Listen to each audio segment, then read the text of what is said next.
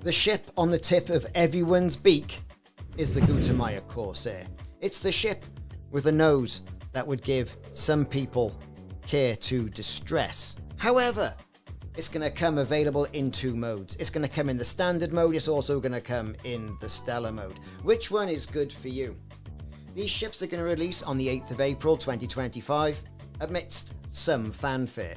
This is the first ship of 2025, and as you can see, it looks absolutely darling. I think it looks great in whatever configuration you go for. So what we're going to do in this video is we're going to help you decide. Is it you're going to get those arcs out and you're going to spend it on the standard, or you're going to get those arcs out and you're going to spend it on the Stella version and reap some of the benefits?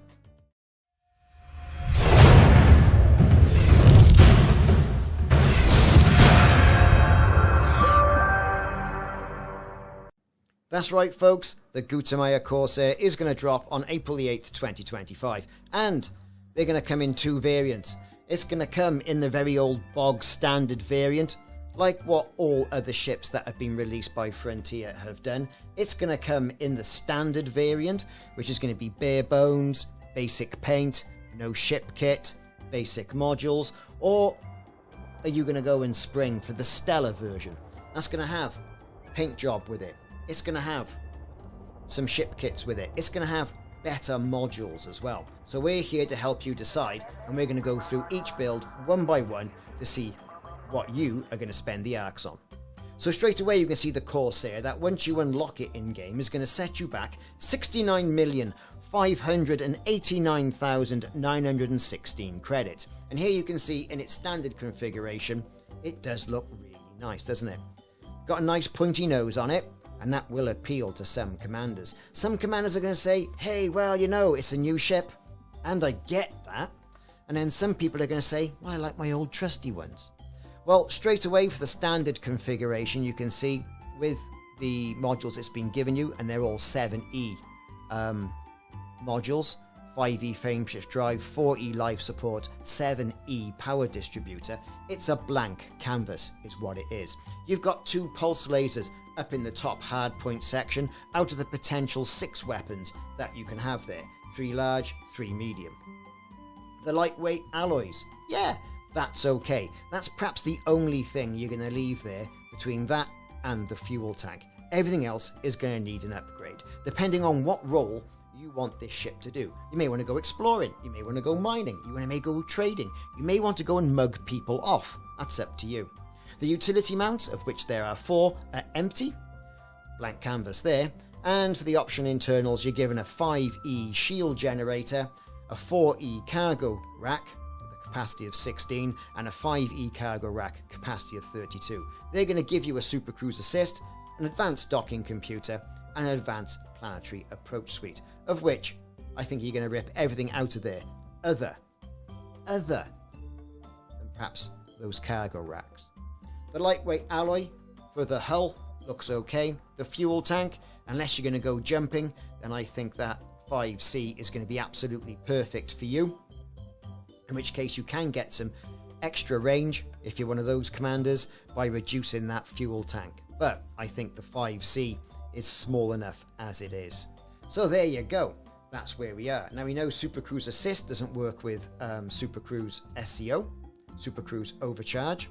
And you can see it's got 1 seat. There's no fighter bay for the Gutamaya Corsair either, regardless. And as you can see, it's a medium ship for a medium pad. It's a medium ship though, however, with Class 7 thrusters, a Class 7 power supply, Class 7 power distributor. It's a medium ship. Now, that's not the only option that's going to be available to you, because for your 69,589,000 credits, it's in the ballpark, right, of the Python Mark II as well. Alright? You know, it's sitting nicely where it should be. It's a mid-range Gutamaya ship. But however, if you look at this, it really is that blank canvas. If you're looking to go mining, you're going to rip most of these things out and get cracking with other items that are more attuned to the role that you want. And that's the beauty of a multi-role ship. Now for those commanders who are a bit more flush in the arcs department, then perhaps the Stella is for you. Perhaps you want that quick gateway to a ship that's going to be OP for a lot of things.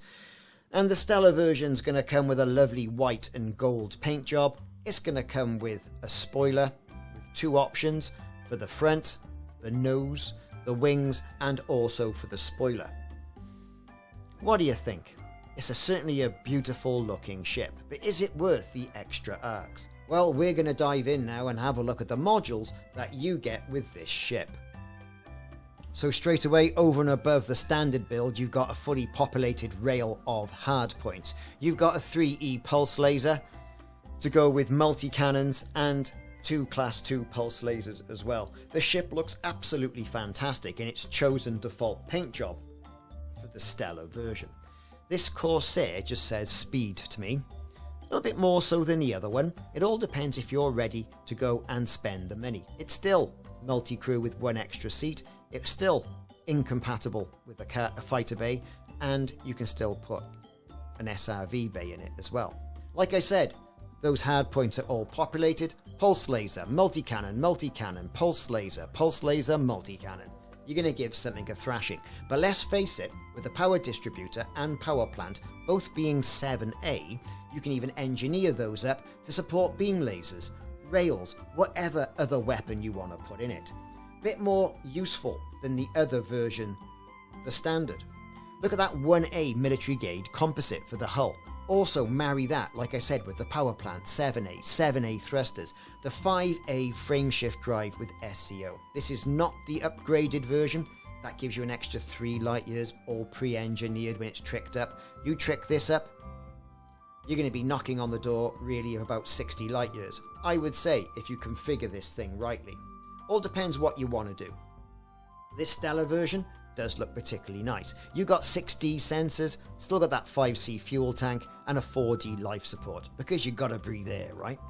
But that frameshift drive, if you're going to change anything on that page, you may want to unlock the super duper pre-engineered frameshift drive and get those extra couple of light years out there, save you a little bit of pain as well. Everything else is perfectly fine, in my opinion, either to use as is or do a little bit of engineering. And that is the Stella version of the Gutamaya Corsair.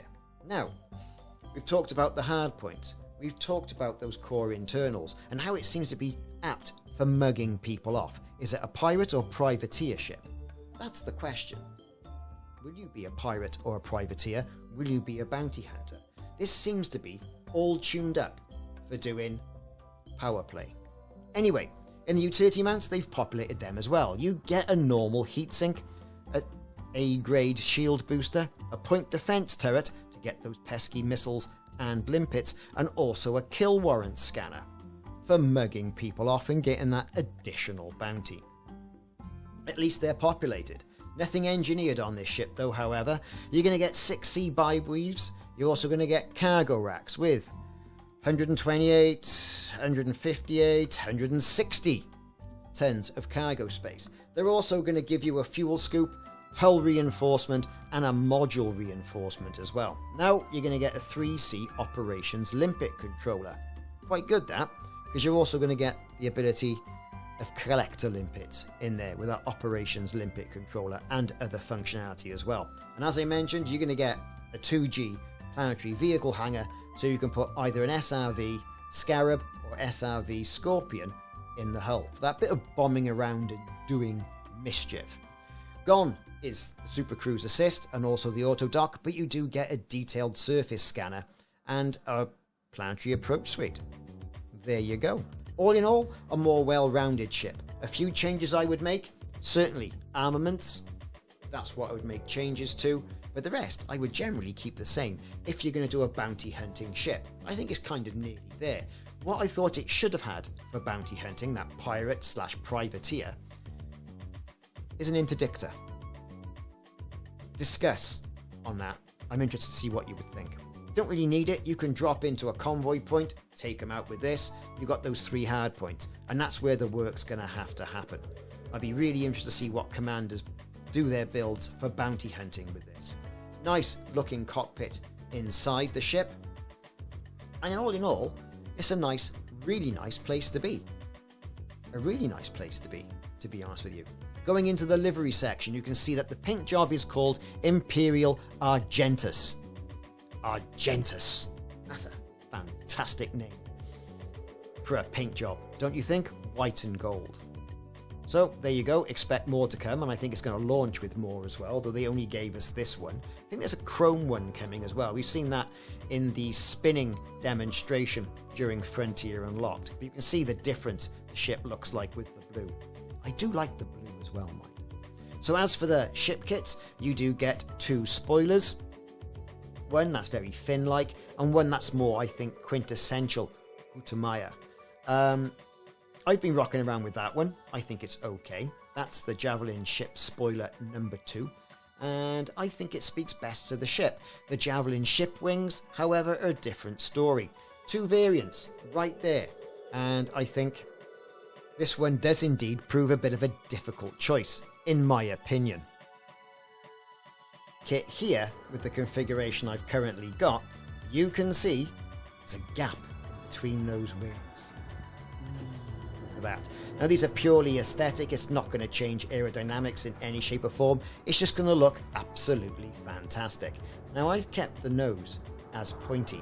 We're going to be out to skag some jumpers on this, we're out to get somebody's eye out. I think it looks more aggressive with this one. I do like the sort of blunted nose or beak for this ship.